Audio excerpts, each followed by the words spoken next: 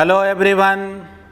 तो कैसे हैं आप लोग? उम्मीद है आप सब बिल्कुल स्वस्थ हैं और अच्छे से पढ़ रहे हैं। हम लोग लास्ट क्लास में जो भी डेरिवेशन बचा हुआ था, चाहे वो सोलेनॉइड के लेकर के या टोरॉइड के लेकर के, एम्पियर सर्क्यूटल लॉ, ये सब हम लोग पढ़े थे। अब हम लोग उसी में आगे जो है एम्पियर सर्क्यूटल लॉ से ही रिलेटेड या सोलेनॉइड वगैरह से ही रिलेटेड जो न्यूमेरिकल्स है वो सब कैसे बनाएंगे इसको सीखते हैं। तो सबसे पहले हम लोग हेडिंग देते हैं magnetic field due to a current carrying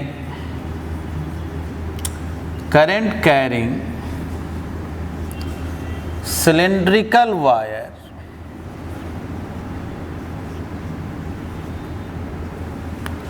ठीक ना, cylindrical long wire at a point inside at the surface and outside it. आइए समझेंगे। अब आप इसको थियोरेटिकल कॉन्सेप्ट समझिए, न्यूमेरिकल। आपसे इनडायरेक्टली क्वेश्चन में ये पूछा जा रहा है कि एक सिलिंड्रिकल वायर है, लॉन्ग सिलिंड्रिकल वायर है, और इसमें आई करंट का फ्लो हो रहा। लॉन्ग सिलिंड्रिकल वायर है, इसमें आई करंट का फ्लो हो रहा। इसका रेडियस दिया हुआ है ए। पूछा जा रहा आपसे कि मैग्नेटिक फील्ड आउटसाइड, सरफेस पे और इनसाइड में क्या होगा, है ना। आइए हम लोग सोचते हैं। सबसे पहले हम लोग आउटसाइड में सोच रहे हैं। तो याद करें, हम लोग लॉन्ग स्ट्रेट वायर के कारण मैग्नेटिक फील्ड पहले निकालना सीखे और एम्पियर सर्क्यूटल लॉ से भी निकालना सीखे, है ना।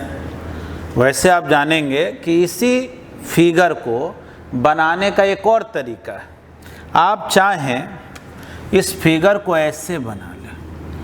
देखो जी, एक सिलिंड्रिकल वायर है और ऐसे क्रॉस कर दिए ना, इसका मतलब ये हो गया इसमें इनवर्ड करंट है। मान लो इसमें आई करंट है, कैपिटल आई से करंट को डिनोट करते।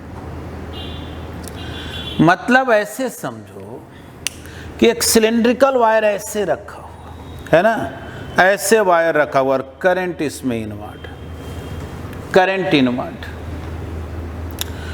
इसका रेडियस दिया हुआ है ए।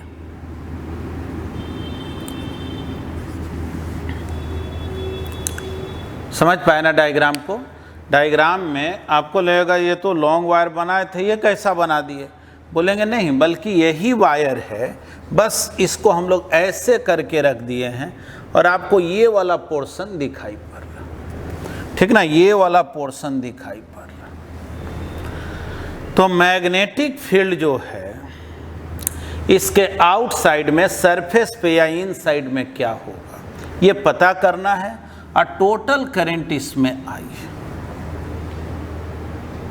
अब थोड़ा समझिए इसको। अगर आउटसाइड में फील्ड निकालना है तो ऐसा कीजिए,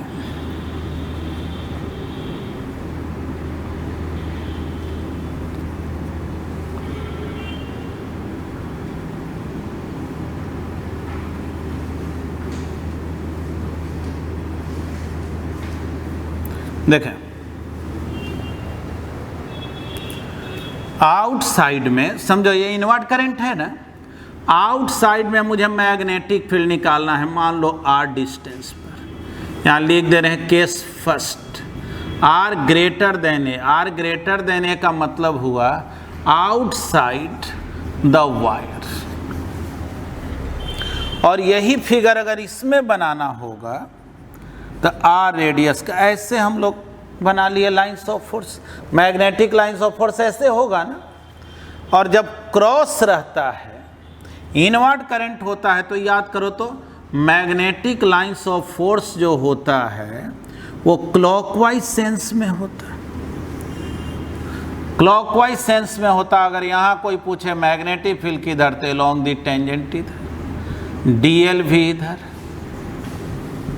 हर जगह magnetic field along the tangent, along the tangent, along the tangent, इस तरह से। तो एम्पियर सर्क्यूटल लॉ क्या कहता है कि कोई भी प्लेन में जो लूप है उस पे अगर integration B dot D L आप निकालेंगे तो म्यू नॉट इंटू उस लूप को कितना करंट क्रॉस कर रहा है, तो जाहिर है इस लूप को क्रॉस कर रहा है आई करंट, तो म्यू नॉट इंटू आई। और देखो जिधर बी उधर ही डी एल, तो जाहिर है बी और डी एल के बीच का एंगल 0 डिग्री हुआ, बी डी एल कॉस 0, यानी कि B D L cos 0 mu naught into आई।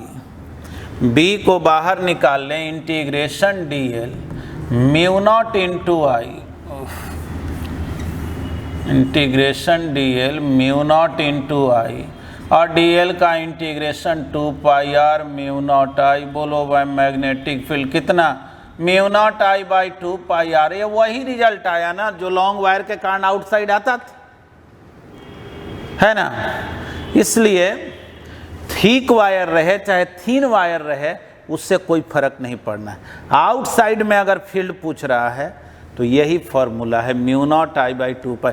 याद करें ना, इलेक्ट्रोस्टैट में हॉलो स्फीयर रहता था चाहे सॉलिड स्फीयर रहता था, आउटसाइड में इलेक्ट्रिक फील्ड निकालना होता था, वही हॉलो सिलेंडर है सॉलिड सिलेंडर, आउटसाइड के लिए वही बात। तो वैसे ही इस थिक वायर के लिए भी आउटसाइड के पॉइंट पर मैग्नेटिक फील्ड का ये फॉर्मूला हुआ। अब देखो case 2, at the surface of cylindrical wire, अगर हम लोग बात करें सरफेस का, मतलब कि पॉइंट यहाँ ना होकर कि यहाँ होता, इसके सरफेस पर होता। पॉइंट यहाँ ना हो के यहाँ होता तो अंतर यही ना होता, जहाँ आर लिखे हैं वहाँ ये लिख देंगे, तो नया कुछ नहीं करना, आर के जगह ये लिखो। और सरफेस पे ही याद रखना मैग्नेटिक फील्ड मैक्सिमम होता है म्यू नॉट आई बाई 2 पाई ए हो, यानी ये फॉर्मूला याद है तो ये भी याद है। देखो मेन केस इसमें जो है ना, वो अंदर के पॉइंट पर मैग्नेटिक फील्ड क्या होगा, ठीक ना। Case 3, at a point inside the wire, यानी आर जब लेस देन ए होगा, आर जब ए से छोटा होगा तो ठीक, देखिए आर ए से बड़ा है तो फील्ड इतना, सरफेस पर है तो इतना, और आर लेस देन ए है, यानी अंदर के पॉइंट पर अगर मुझे मैग्नेटिक फील्ड निकालना हो तो देखो जी, हम चाहें तो अलग से फिगर एक बना लें तो ज़्यादा बेहतर है ना। ये मेरा सिलिंड्रिकल वायर है, इसमें इनवर्ड करंट है ना। देखो बार बार ये बात समझाने की कोशिश कर रहे हैं, ऐसे समझना। ये समझो ये सिलिंड्रिकल वायर है, करंट ऐसा है, तो ये फिगर केवल हम इसका बनाए हुए हैं, ये ज़्यादा कन्वीनियंट होता है समझने के पॉइंट ऑफ व्यू से। अब देखो जी, कहा गया कि इसके सेंटर से आर डिस्टेंस पर बतलाओ मैग्नेटिक फील्ड क्या हो। तो ठीक है, इतना तो मालूम है, इनवर्ड करंट है तो क्लॉकवाइज सेंस में मैग्नेटिक लाइंस ऑफ फोर्स होगा। सेंटर से आर डिस्टेंस पर पूछा गया, इसका रेडियस तो ये, थोड़ा देखना बढ़िया से, इनवर्ड करंट। तो फिर हम लोग इस लूप के लिए एम्पियर्स लॉ को यूज में लाए। इस लूप के लिए, क्योंकि अंदर में r रेडियस पर लिए हैं, तो integration b dot dl mu naught into इसके अंदर कितना करंट। तो देखो इतना मालूम है ना कि ये पूरा जो एरिया है, ये जो पूरा एरिया पाई a स्क्वायर है, उसमें I करंट है ना, पाई a स्क्वायर एरिया में I करंट है, तो पाई r स्क्वायर एरिया में कितना करंट, तो I divided by pi a square into pi r square, और जिधर b उधर ही dl है, बीच का एंगल 0 हो गया। फिर वैसे ही जिसमें इसमें काम किए थे, b integration dl mu naught I r square divided by a square, और dl का इंटीग्रेशन कितना 2 पाई r mu naught I by a square r square mu naught I divided by 2 pi a square into r। देख लो जी, ये जो result आया वो ये बता रहा है कि इन साइड में मैग्नेटिक फील्ड r के डायरेक्टली प्रोपोर्शनल है, जबकि आउट साइड में r के इन्वर्सली प्रोपोर्शनल है। यानी जैसे जैसे सेंटर से आप दूर जाएंगे फील्ड बढ़ेगा। r अगर 0 कर दें तो फील्ड 0 हो जाएगा, यानी एक्सियल पॉइंट पर, इसके एक्सिस वाला पॉइंट पर मैग्नेटिक फील्ड 0 होता है।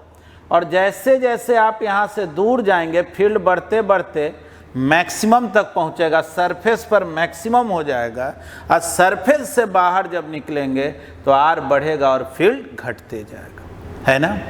तो ये फॉर्मूला तो याद ऑलरेडी है, और इसी के हेल्प से तो ये याद रहेगा ही। बस केवल इसको याद रखना है कि कोई भी अगर सॉलिड वायर है और उसमें अगर I करंट का फ्लो हो रहा है, तो इन साइड के पॉइंट पर मैग्नेटिक फील्ड का formula mu naught I divided by 2 pi a square into r, इसको याद रखना, ठीक ना। तो चलिए हम लोग जो है पहले यहाँ तक लिख लें। आइए हम लोग मैग्नेटिक फील्ड के लिए ग्राफ ड्रॉ कर लेते हैं इस केस में। तो ग्राफ अगर ड्रॉ करते तो r 0 तो मैग्नेटिक फील्ड 0,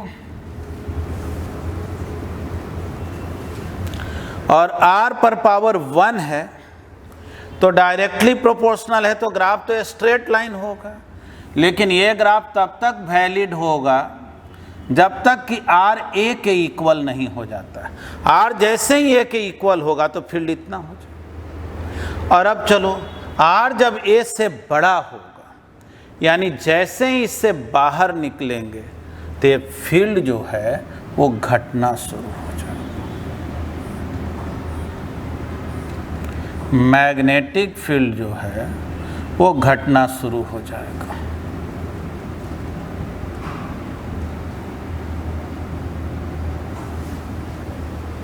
क्लियर है। मैग्नेटिक फील्ड कम होना शुरू हो गया, यही मैक्सिमम मैग्नेटिक फील्ड है जब सरफेस पर हो। अगर कोई ये पूछ देता ना कि अच्छा इसमें स्लोप क्या होगा, tan थीटा कितना होगा, तो देखो r के डायरेक्टली प्रोपोर्शनल, तो r में जितना से मल्टीप्लाई है ना वो स्लोप का वैल्यू हो गया mu naught I divided by 2 pi a square. बस हो तो गया, है ना, कितना सिंपल है। तो ये तो ग्राफ हो गया। ग्राफ को भी आप लोग पहले लिख लें, तब आगे जो है हम लोग दूसरा एग्जाम्पल को लेते हैं। हाँ जी, अब आगे हेडिंग देते हैं magnetic field due to a large current carrying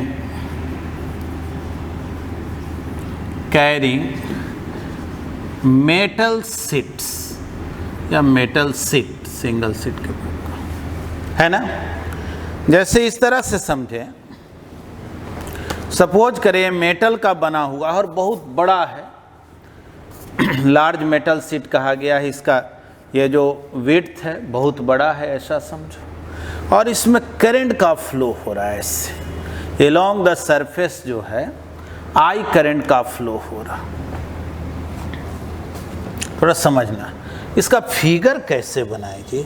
अब ये मेटल सीट है, मुझे ऐसे फिगर बनाना है, करंट ऐसे फ्लो हो रहा है, अब हमको समझ ही नहीं आ रहा फिगर कैसे बनाए।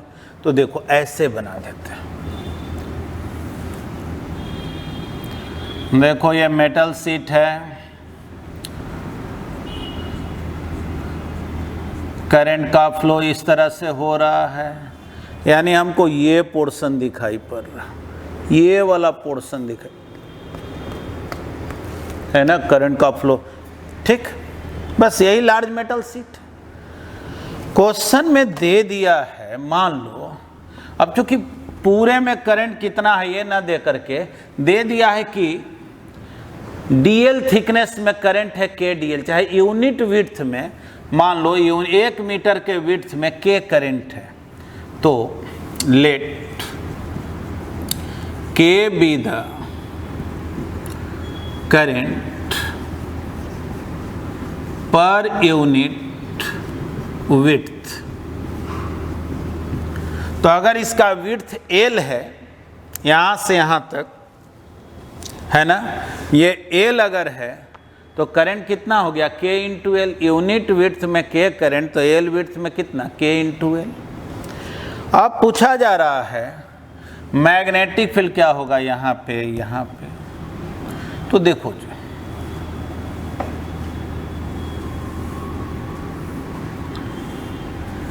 क्या करते हैं कि हम लोग जो है ना एम्पियर्स लॉ को यूज में लाने के लिए एक इस तरह से लूप बना लिए। याद करो सोलेनॉइड में भी इनवर्ड करंट आउटवर्ड करंट के द्वारा दिखाते थे ना, मान लो इस तरह से हम लोग एक लूप बना लिए। ठीक है, चूंकि इनवर्ड करंट है तो लूप में क्लॉकवाइज में चलते हैं। ऑलरेडी आपको मालूम है कि इनवर्ड करंट है तो फील्ड इधर देगा, क्लॉकवाइज सेंस में न रहता है। यहाँ भी देखेंगे इधर होगा, यानी यहाँ पर मैग्नेटिक फील्ड इधर डायरेक्टेड है, यहाँ पे मैग्नेटिक फील्ड इधर डायरेक्टेड है। यही आउटवर्ड करंट होता तो हमको एंटी क्लॉकवाइज सेंस में दिखाना होता है ना। याद करें, जैसे इनवर्ड करंट अगर हो तो क्लॉकवाइज सेंस में, तो यहाँ फील्ड इधर, यहाँ फील्ड इधर। तो ये इनफाइनाइट जो है सीट है, बहुत ज़्यादा विड्थ का सीट है। तो हम लोग बोलेंगे क्या कि इधर के पॉइंट पर देखेंगे तो मैग्नेटिक फील्ड इधर और इस साइड में इधर हो। चलो लूप का नाम दे रहे हैं PQRS, फ्रॉम लूप PQRS। तो आप एम्पियर्स लॉ से पढ़े थे integration B dot DL mu naught into इसको कितना करंट क्रॉस कर रहा। तो अगर ये L है तो यूनिट विड्थ में K करंट, तो L विड्थ में कितना करंट K इंटू एल, बोलेंगे ना K इंटू एल। अब देखें P से Q जाएंगे तो जिधर B उधर ही L, तो BL हो गया। Q से R जाएंगे तो 0, कारण कि B इधर और L इधर जाएंगे तो B इंटू एल, फिर 0 mu naught K into L. L गायब हो गया, 2B is equal to mu naught K. B कितना हो गया, हाफ म्यू नॉट के। निकल गया क्या?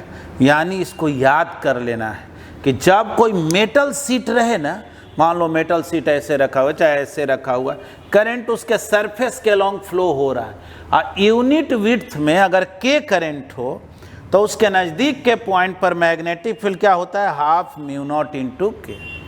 ठीक ना, इसको एज ए फॉर्मूला याद करना है। देखो अभी जो डेरिवेशन इसके पहले बताया ये बतलाए, जनरली ये सब जो है ना 12th के एग्जाम में नहीं पूछता, ये सब न्यूमेरिकल के पॉइंट ऑफ व्यू से बता रहे हैं, उसमें ज़रूरत पड़ेगा। तो ऐसा करें, पहले आप इसको लिख ही लें। आइए अब जो है ना कुछ हम लोग सोलेनॉइड पर बेस्ड, ये लार्ज मेटल सीट पर बेस्ड कुछ क्वेश्चन को बनाते हैं। चलिए पहले हम ये लार्ज मेटल सीट को ही लेते हैं, अभी सीखे सपोज कीजिए कहा गया कि 2 ठो लार्ज मेटल सीट, मान लो यहाँ पे डॉट डॉट दे दिया है, मतलब इस सीट में आउटवर्ड करंट और इस सीट में इनवर्ड करंट, ठीक है। यानी इसमें सीट में करंट का फ्लो ऐसे हो रहा है, इसमें ऐसे हो रहा है। दोनों में दे दिया है कि जो है करंट पर यूनिट विड्थ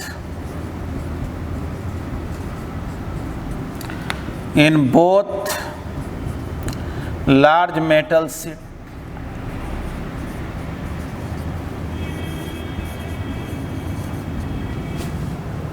पूछा गया आपसे इस पॉइंट P पे, इस पॉइंट Q पे और इस पॉइंट R पे मैग्नेटिक फील्ड क्या होगा, PQR क्या होगा मैग्नेटिक फील्ड, ठीक। देखो जी, P पॉइंट का बात करते हैं तो पहले ये सोचो ना कि ये जो मेटल सीट है ना, इसके कारण फील्ड किधर होगा। तो देखो करंट आउटवर्ड है, तो माइंड में ऐसे सोचो, इसको मिला लो, और फील्ड जब भी होगा ना तो इस लाइन के परपेंडिकुलर होगा, इधर होगा चाहे इधर। तो जब आउटवर्ड रहता है तो क्या सीखा, एंटी क्लॉकवाइज, यानी फील्ड इधर। यानी कि इस प्लेट को अगर हम 1 बोले, इसको 2, तो इतना तो हम लोग समझ गए कि इस P पॉइंट पर प्लेट 1 के कारण फील्ड इधर। अब चलिए प्लेट 2 के कारण, प्लेट 2 के कारण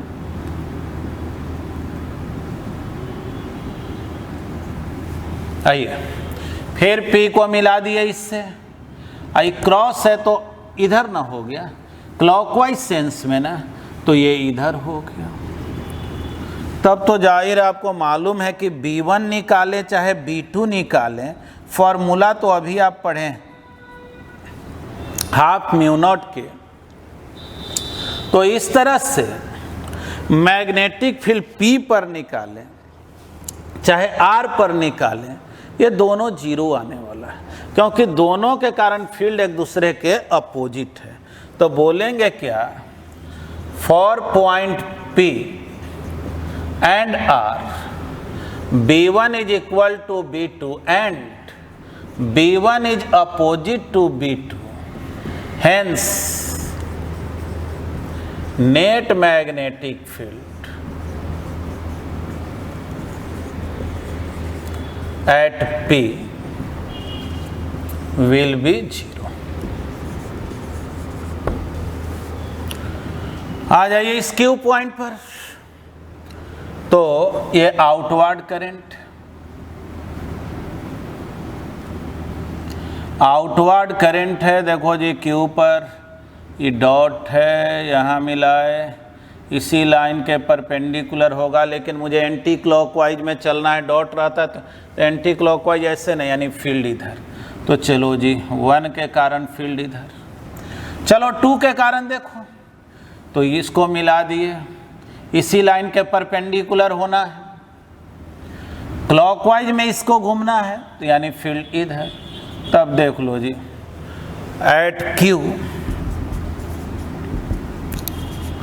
B1 प्लस B2, तो हाफ म्यू नॉट के प्लस हाफ म्यू नॉट के, यानी आंसर हो गया म्यू नॉट के, और डायरेक्शन तो इधर हुआ, सोलेनॉइड जैसा हो गया। अच्छा अगर मान लो ऐसा होता, ये भी डॉट रहता, तब बीच में 0 आ जाता है, क्योंकि ये वाला डॉट जो है इधर फील्ड देता, और यहाँ जो डॉट होता है यानी आउटवर्ड करंट, वो इधर फील्ड देता, तो ये बीच में 0 हो जाता, और बाहर में दोनों ऐड हो जाता, हाफ म्यू नॉट के प्लस हाफ म्यू नॉट के म्यू नॉट के हो जाता। उम्मीद है आप समझ रहे होंगे, तो इसको भी लिख लिया जाए। आइए हम लोग एक फार्मूला पुटिंग क्वेश्चन देखते हैं सोलेनॉइड से रिलेटेड। कह रहा the magnetic field B inside a long solenoid carrying a current of 5 ampere is 3.14 into 10 to the power -2 tesla. देखो क्वेश्चन में कह रहा ना एक लॉन्ग सोलेनॉइड है, जैसे ही लॉन्ग सोलेनॉइड कहा गया, फिगर बनाए या ना बनाए, माइंड में फिगर बनना चाहिए कि एक बड़ा सा सोलेनॉइड है, यानी उसका लेंथ इसके रेडियस के कंपैरिजन में बहुत बड़ा है, और I जो है वो 5 एम्पियर है, क्वेश्चन में दिए हुए है। और मैग्नेटिक फील्ड का फॉर्मूला याद करो ना, क्या आया था, म्यू नॉट एन आई। ठीक है, फील्ड का वैल्यू क्वेश्चन में दे दिया, म्यू नॉट तो भाई मालूम रहता है। एन क्या होता है जी, number of turns per unit length, और आई जो है वायर में करंट है, तो कितना है जी 3.14 इंटू 10⁻²। अब म्यू नॉट हो गया 4 पाई इंटू 10⁻⁻7 एन। और आई कितना, तो आई का वैल्यू है 5 एम्पियर। देख ले 3.14 से पाई गायब हो गया, 10⁻⁻7 को इधर लाएं, डिवाइड करेंगे तो जाहिर है 10⁻5 ना हो जाएगा, समझ ही रहे। और इधर क्या बचा जी, 5 इंटू 4 20 एन बच गया। ये कितना आया जी, 100 इंटू 10⁻3/20। देख लो कितना आ गया, 5000 आ गया क्या, 5000 टन्स पर मीटर, है ना, 5000 टन्स पर मीटर। इतना सिंपल तो है, चलो इसको नोट कर लो बस। आइए सोलेनोइड से ही रिलेटेड हम लोग एक और क्वेश्चन को देख रहे हैं। कह रहा है long solenoid fabricated by closely winding a wire of radius 0.5 mm over a cylindrical non-magnetic frame so that each turns nearly touch each other। देखो इसका मतलब क्या हो, जैसे ये मान लो नॉन मैग्नेटिक फ्रेम, इस पर हम लोग तार को क्या किए ना, बाइंडिंग कर रहे हैं, क्लोजली बाइंडिंग कर रहे हैं, क्लोजली बाइंडिंग कर रहे हैं ऐसे।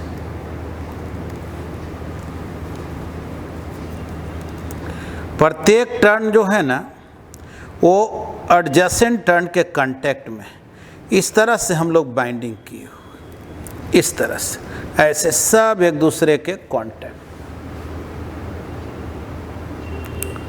और दिए हुए है कि इस वायर का जो रेडियस है वो 0.5 mm है। मतलब कि ये जो तार जिसको हम लोग लपेट रहे हैं ना, इसको अगर हम कट करें तो इसका जो रेडियस है वो 0.5 mm। मेरे फिंगर को ही अगर वायर आप समझें तो ये सिलिंड्रिकल शेप का है, तो रेडियस 0.5 mm है, तो डायमीटर कितना हो गया 1 मिलीमीटर, 0.5 के डबल कर दिए। ठीक, तो कह रहा है क्या कि नॉन मैग्नेटिक फ्रेम पे तार को क्लोजली वाइंडिंग किया गया है। देखो यही नॉन मैग्नेटिक सिलिंड्रिकल फ्रेम है, और तार जो इस पर लपेटा गया है, हर टर्न एक दूसरे के लगभग कांटेक्ट में एक दूसरे को टच कर रहा है इस तरह से। ठीक, क्वेश्चन में ये भी दे दिया है कि वायर में करंट कितना है, 5 एम्पियर, और पूछ रहा मैग्नेटिक फील्ड क्या होगा इनसाइड। तो ये तो हम लोग जानते हैं मैग्नेटिक फील्ड होता है म्यू नॉट एन आई, तो म्यू नॉट तो मालूम है, आई भी मालूम है, एन जब तक नहीं मालूम होगा तो प्रॉब्लम बनेगा कैसे। तो एन बोलते किसको है, तो number of turns per unit length को, मतलब 1 मीटर इसके लेंथ में कितना नंबर ऑफ टर्न होगा, कितना बार तार को लपेट सकते हैं। तो सोचो ये जो वायर है जिसको हम बाइंडिंग कर रहे हैं, ठीक ना, इस वायर का थिकनेस कितना है 1 मिलीमीटर। तो सोचो एक बार तार को लपेटेंगे तो कितना लेंथ को कवर कर लेगा 1 मिलीमीटर, 2 बार लपेटेंगे 2 मिलीमीटर, 3 मिलीमीटर, और मुझे पता लगाना है 1 मीटर में कितना बार तार को लपेटेंगे। तो इतना तो आप समझ गए ना कि 1 मिलीमीटर में 1 टर्न होगा, एक बार लपेटेंगे, 1 मिलीमीटर में 1 टर्न होगा, तो 1 मीटर लेंथ में कितना टर्न होगा। तो देखो ऐसे हम लोग बनाएंगे, बोलेंगे इन 1 मिलीमीटर मिलीमीटर मतलब 10⁻³ मीटर। इन 1 मिलीमीटर लेंथ, समझ लें, यहाँ से यहाँ तक का लेंथ अगर देखें, प्रत्येक टर्न का लेंथ देखें जो इस सिलेंडर पे कवर करेगा, एक बार लपेटेंगे तो 1 millimetre length cover. In 1 millimetre length number of turn is 1। इतना लेंथ में नंबर ऑफ टर्न 1 है। तो मुझे पता करना है कि 1 मीटर लेंथ में नंबर ऑफ टर्न कितना होगा। तो 1 डिवाइडेड बाई 1 इंटू 10⁻³ इंटू 1, देख लो तो ये 1000 आया क्या? ठीक ना, यही n का वैल्यू हो गया, इतना टर्न्स पर मीटर, है ना। मतलब कि एक बार लपेटेंगे तो 1 मिलीमीटर, फिर 1 मिलीमीटर, तो 1 मीटर में कितना मिलीमीटर होता है? तो 1000 मिलीमीटर, यानी 1000 बार आप लपेट सकते हैं। तो मैग्नेटिक फील्ड क्या होगा? तो μ0 Ni, μ0 हो गया 4 पाई इंटू 10⁻⁻7। n कितना? तो 1000। और I कितना? तो वायर में करंट है 5 एम्पियर, यानी कि 20 पाई 10⁻⁻4 टेस्ला। यही हो गया। मैं या देखो एक जीरो और गायब कर लेंगे, खैर जो भी हो, अब इसको सॉल्व कर, है ना। तो इसमें मेन काम क्या था पता लगाना कि यूनिट लेंथ में कितना टर्न है। और बहुत बारीकी से क्या किया था कि वायर का रेडियस दे दिया था, तो थिकनेस उसका हो गया 1 मिलीमीटर, और बस अपने थिकनेस के बराबर लेंथ लेगा, यानी 1 मिलीमीटर लेगा तो 1 टर्न। तो 1 मीटर में कितना टर्न, बस ये निकालना था। नोट करो। देखिए क्वेश्चन है, a long solenoid of length 20 metre has total number of turns 4000। यहाँ ध्यान से देखें, टोटल नंबर ऑफ टर्न्स दिया हुआ, टोटल नंबर ऑफ टर्न्स 4000 और लेंथ इसका 20 मीटर है। देखो जब बात सोलेनॉइड का होता है ना, तो टोटल नंबर ऑफ टर्न्स का जरूरत नहीं पड़ता है, जरूरत पड़ता है number of turns per unit length. 1 metre length में कितना नंबर ऑफ टर्न। तो सोचो 20 मीटर लेंथ में अगर 4000 टर्न है तो 1 मीटर में क्या होगा? तो बोलेंगे क्या, number of turns per unit length. तो देखो दिमाग नहीं लगाना है ज़्यादा, क्या करेंगे? टोटल नंबर ऑफ टर्न्स है n, तो l लेंथ में n टर्न, तो यूनिट लेंथ में n/l, और n कितना है जी? तो 4000, l कितना है? तो 20। बस देखो तो कितना आ गया 200 टर्न्स पर मीटर। बस अब मैग्नेटिक फील्ड पूछा जाए क्या होगा, तो μ0 Ni, μ0 क्या होता है? 4 पाई इंटू 10⁻⁻7। n का वैल्यू कितना है जी? तो 200, और I कितना है? 10। देखो तो कितना हो गया? 8 पाई 10⁻⁻4 टेस्ला, है ना। ये आ गया मैग्नेटिक फील्ड का वैल्यू। चलिए नोट करें। चलिए इस क्वेश्चन को देखें।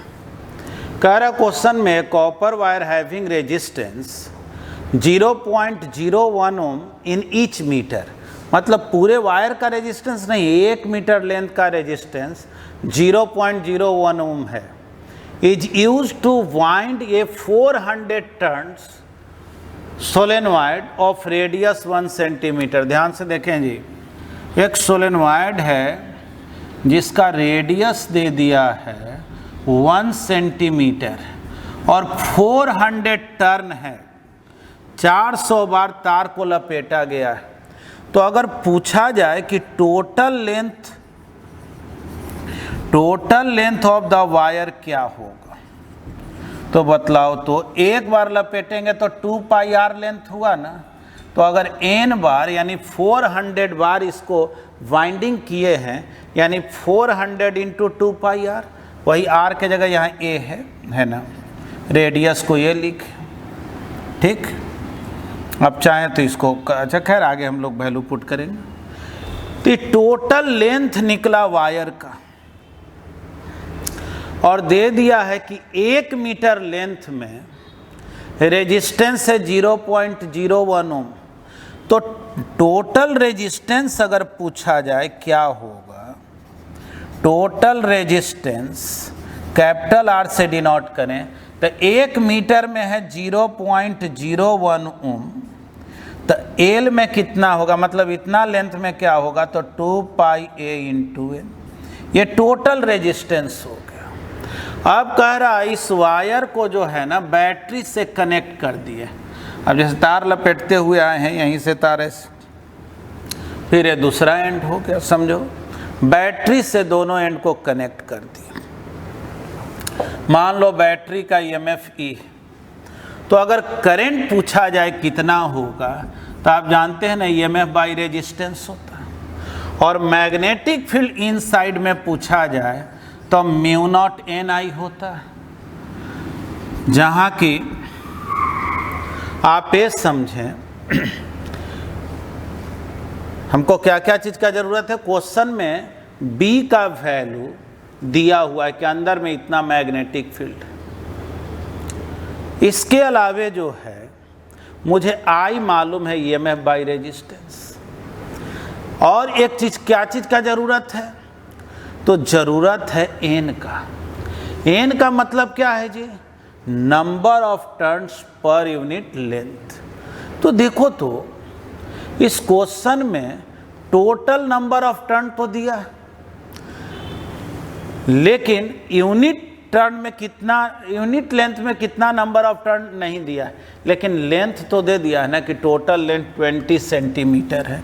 तो सोचो अगर टोटल लेंथ इसका 20 सेंटीमीटर है सोलेनॉइड का, देख लेना ये वायर का लेंथ है स्मॉल एल जो दिखाए, तो बोलेंगे क्या, कैपिटल एल लेंथ में 400 टर्न है, यानी उसको कैपिटल एन टर्न है, तो यूनिट लेंथ में कितना, तो N बाई एल, और I के जगह हो गया E बाई आर।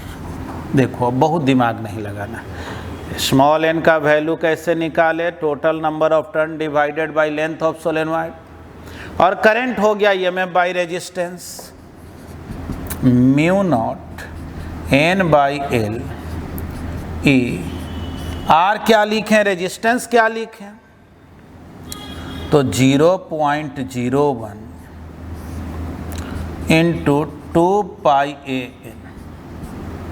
अब मतलब इसमें से सॉल्व किसको करना है जी, हाँ तो देखें एन और एन ये तो कैंसिल हो गया, तो मैग्नेटिक फील्ड कितना हो गया, mu naught E divided by L 0.01, हालांकि 2 से मल्टीप्लाई कर दें तो 0.02 पाई ए एन। निकालना क्या है, EMF का वैल्यू, EMF का वैल्यू निकालना। चलो इसको थोड़ा अरेंज कर लेते हैं, B into L 0.02 pi A N divided by mu nought. देख लो जी, B का वैल्यू क्वेश्चन में दे दिया है 1 into 10 to the power -2।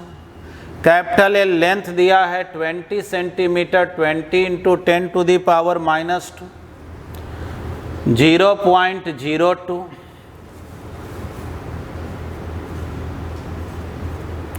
Pi. A का वैल्यू है 1 सेंटीमीटर, यानी 1 into 10 to the power -2 metre में बदलेंगे, है ना। अच्छा एन तो कैंसिल हो गया, divided by mu not. Mu naught क्या होता है, 4 पाई 10 टू दी पावर -7, अब बस सॉल्व तो देखो, पाई पाई तो गायब हो गया। आई देख लो 10 टू द पावर -2 -2 -2 -6 हो गया। और 20 को मल्टीप्लाई करोगे 0.02 से तो 0.4 हो गया। 0.4 इंटू 10 टू द पावर -6 और नीचे बच गया, देख लो जी कितना आ गया।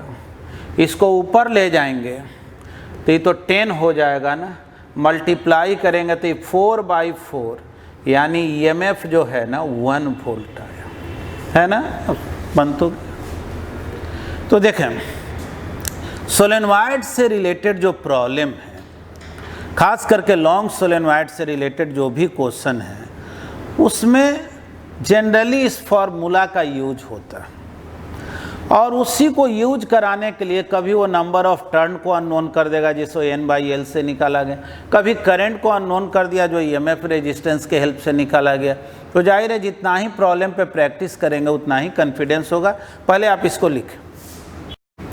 देखिए, आपको एक और मेथड सिखा रहे हैं कि सोलेनॉइड के कारण मैग्नेटिक फील्ड को इनसाइड के पॉइंट पर कैसे निकालेंगे। अभी तक तो आप जो भी एम्पियर सर्क्यूटल लॉ से सीखे, हालांकि 12th में उसी का ज़रूरत पड़ता है, तो आप स्पेशली लॉन्ग सोलेनॉइड का बात किए। सोलेनॉइड का लेंथ कम हो उस केस में क्या करेंगे, ऐसा हम लोग कोई फार्मूला नहीं पढ़े, क्योंकि ज़्यादातर आपका जो न्यूमेरिकल रहता है वो लॉन्ग सोलेनॉइड पे ही बेस्ड होता है। लेकिन अगर हम एम्पियर सर्क्यूटल लॉ नहीं जानते और बायोट सावर्ट लॉ के ही हेल्प से अगर मैग्नेटिक फील्ड निकालना होता, तो आपको एक ऑल्टरनेट मेथड बता दे रहे हैं।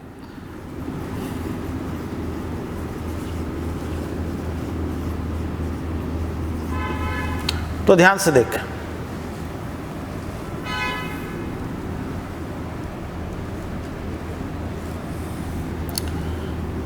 एक सोलेनॉइड सपोज कीजिए इसमें I करंट का फ्लो हो रहा, number of turns per unit length दिया हुआ है N, मैग्नेटिक फील्ड इनसाइड के पॉइंट पर, इसके एक्सिस पर कोई पॉइंट, मैग्नेटिक फील्ड आपसे पूछा जा रहा है, इतना तो आपको मालूम है फील्ड का डायरेक्शन इधर होता है। मैग्नेटिक फील्ड आपसे पूछा जा रहा है, मान लो ये P पॉइंट है, इस एंड से ये θ1 एंगल है और ये एंगल θ2 है। यही लॉन्ग सोलेनॉइड हो जाएगा तो θ1 और θ2 90 ले लेते। सपोज करो इस सोलेनॉइड का जो रेडियस है वो A है। पूछा गया कि बतलाओ इस P पॉइंट पर मैग्नेटिक फील्ड क्या होगा, ठीक ना। N दिया हुआ है, number of turns per unit length,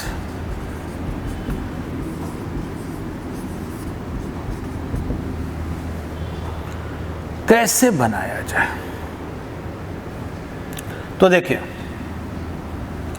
अगर हम लोग यहाँ से थोड़ा से सोचो ना, इस पेन में तार लपेटा हुआ है, अगर इसको हम लोग काटते जाएं तो बहुत सा रिंग मिलेगा, पतला पतला रिंग मिलेगा कि नहीं, ठीक है, रिंग मिलेगा। अब उस सर्कुलर रिंग के कारण यहाँ मैग्नेटिक फील्ड क्या होगा, ठीक ना। देखो अब जैसे काटते जाएं तो यहाँ भी रिंग मिलेगा, यहाँ रिंग मिलेगा, सब जगह रिंग मिलेगा। अब रिंग के कारण, अब वो भी रिंग अलग अलग डिस्टेंस पे मिलेगा, कोई रिंग यहाँ, कोई यहाँ, कोई यहाँ, तो ठीक। Consider a ring as an element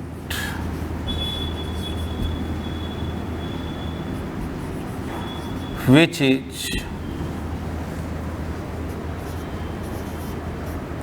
situated at a distance x and whose thickness is dx।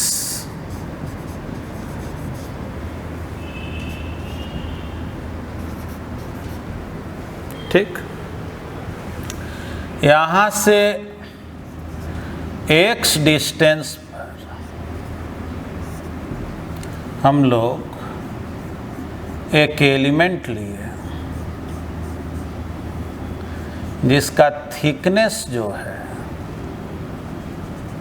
dx, थोड़ा देखना एम्पियर सर्क्यूटल जो मेथड है उसके कंपैरिजन में ये थोड़ा मेथड जो है कॉम्प्लेक्स है, लेकिन ये है कि ये लॉन्ग सोलेनॉइड हो शॉर्ट सोलेनॉइड हो सबके लिए वैलिड है। समझो यहाँ से x डिस्टेंस पर dx थिकनेस का रिंग काट लिए, ठीक ना, ऐसे पेन को काटते जा रहे हैं, x डिस्टेंस पर dx थिकनेस का रिंग, और सबसे पहले इस रिंग के कारण, ठीक ना, जाहिर है इस रिंग का भी रेडियस a है, इसके कारण यहाँ फील्ड निकालेंगे और उसी को इंटीग्रेट करेंगे, ठीक।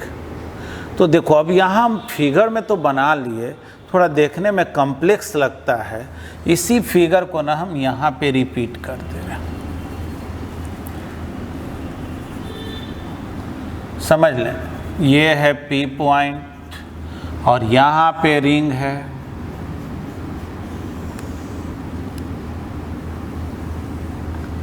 ठीक ना, ये रिंग है,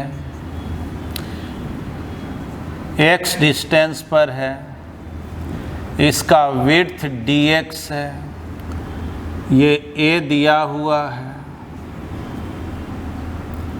ये है थीटा, और इसका विड्थ जो एंगल बना रहा वो क्या है d थीटा, है ना।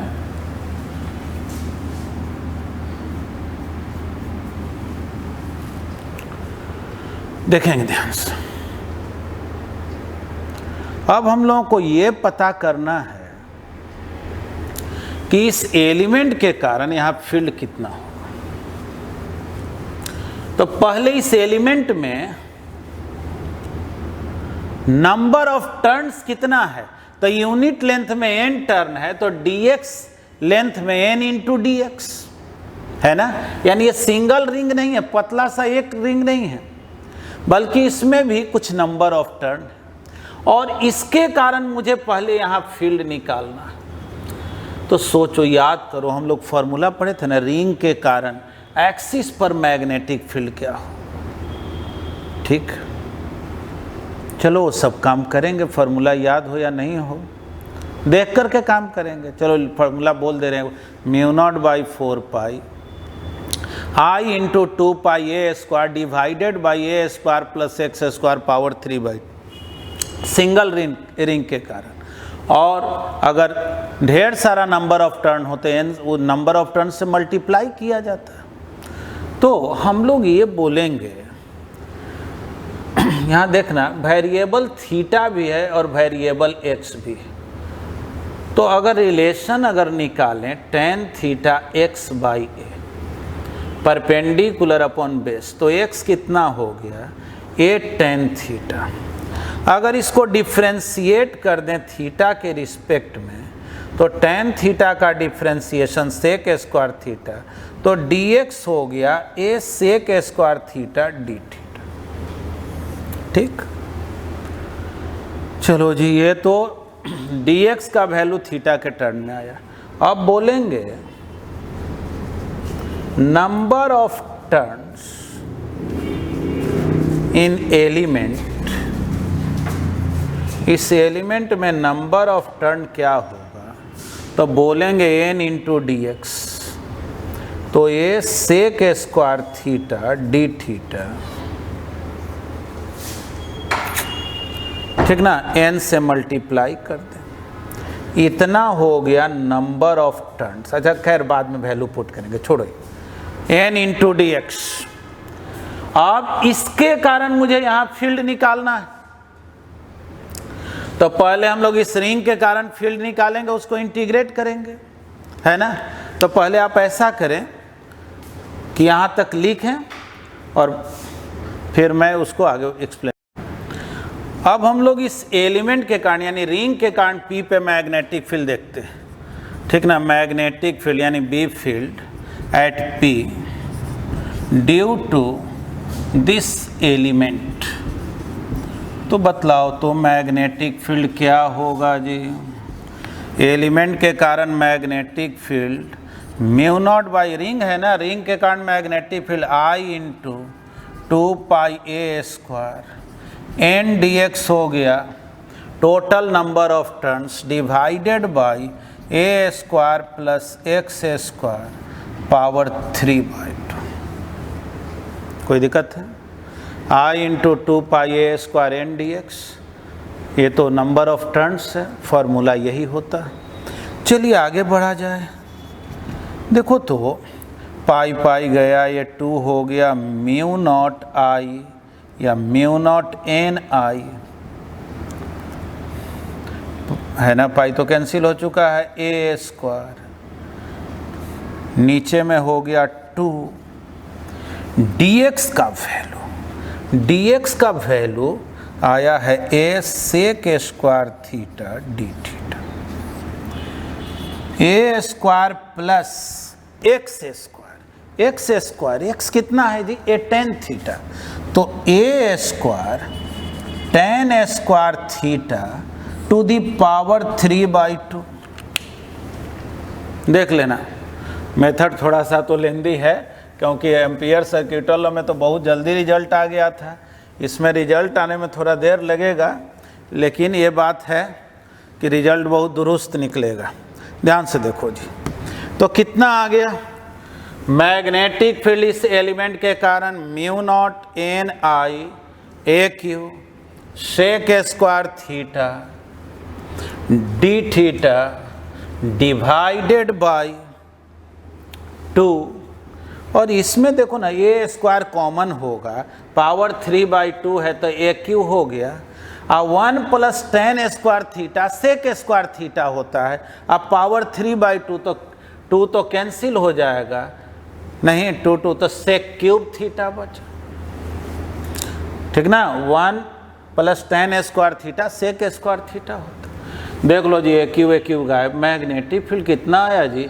म्यू नॉट NI/2, देखो ये स्क्वायर³ गायब, 1/sec थीटा हो गया cos थीटा, तो net magnetic field at P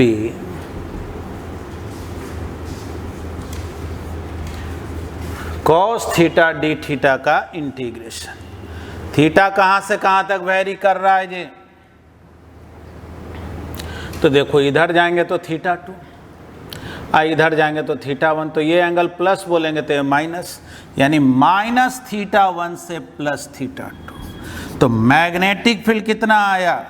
mu naught NI/2 cos theta का इंटीग्रेशन sin थीटा होता है -θ1 से +θ2। देखो तो इसको सॉल्व करके म्यू नॉट NI/2, एक बार upper limit sin θ2 minus sin -θ1, तो माइनस माइनस प्लस, यानी कि जनरल फॉर्मूला वास्तव में सोलेनॉइड के कारण मैग्नेटिक फील्ड का ये होता है, sin θ1 प्लस sin θ2, यही मेन फॉर्मूला है। तो आप कहिएगा सर आप तो वो अभी तक तो म्यू नॉट NI पढ़ाते रह गए। बोलेंगे कि हाँ ये है, लेकिन हम लोग लॉन्ग सोलेनॉइड का बात किए थे। देखो इसी में अगर बात करें फॉर लॉन्ग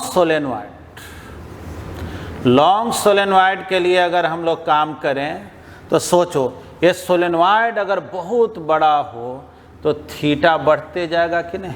तो θ1 और θ2 दोनों को 90 डिग्री लेना पड़ेगा, तब मैग्नेटिक फील्ड कितना होगा? Mu naught NI/2 sin 90 plus sin 90।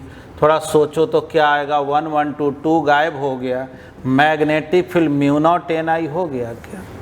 नहीं, वही रिजल्ट आया ना। लेकिन ये जो फॉर्मूला आया, इससे तो शॉर्ट सोलेनॉइड रहे, लॉन्ग सोलेनॉइड रहे, सबके कारण ना काम होगा। अगर इसी में कह देता कि अगर मान लो ये P पॉइंट यहाँ ना हो के यहाँ होता, एक एंड के सामने होता, तो एक एंड के सामने होता तो θ1 तो बनता ही नहीं, इधर तो टर्न था ही नहीं, है कि नहीं? अगर यही पॉइंट यहाँ होता, एक एंड के सामने होता, या ऐसा समझो अगर सोलेनॉइड यहीं से स्टार्ट होता तो एंड के सामने हो जाता कि नहीं, तो θ1 तो नहीं ना फॉर्म होता और θ2 90 लिखना पड़ता अगर लॉन्ग सोलेनॉइड होता तो। यानी कि अगर कहा जाए at one end of long solenoid के एक एंड पर अगर पॉइंट हो तो θ1 0 डिग्री और θ2 90 डिग्री। θ1 0 एक एंगल 0 और दूसरा एंगल 90, तब मैग्नेटिक फील्ड क्या होगा, mu naught Ni/2 sine 0 plus sine 90। देखो तो क्या आ गया जी, magnetic field mu naught Ni/2, यही तो हो गया बस, है ना। यानी कि देखो लॉन्ग सोलेनॉइड के सेंटर पे पूछे, बीच में पूछे म्यू नॉट Ni, एंड पर पूछे म्यू नॉट Ni/2 और जनरल ये है ना। लेकिन हम लोग अक्सर क्या पढ़ते हैं, या हम लोगों को 12th वाला में NCERT बुक में बस एक ही एम्पियर सर्क्यूटल लॉ के आधार पे बनाना, वो है म्यू नॉट Ni, ठीक है ना। तो देखिए अब इस चैप्टर में जो भी डेरिवेशन था वो बताया गया है। आप क्या करें, अब टोटल प्रॉब्लम को ट्राई करें, जो भी आपका कंसर्न NCERT बुक भी बना लें, SCV भी बना लें, पूरे को काम कर लें, ठीक ना। तो चलिए हम लोग आज इतना ही सीखते हैं और आगे जो है क्वेश्चन जो आप पूछेंगे उसको हम डिस्कस करेंगे। थैंक यू, धन्यवाद।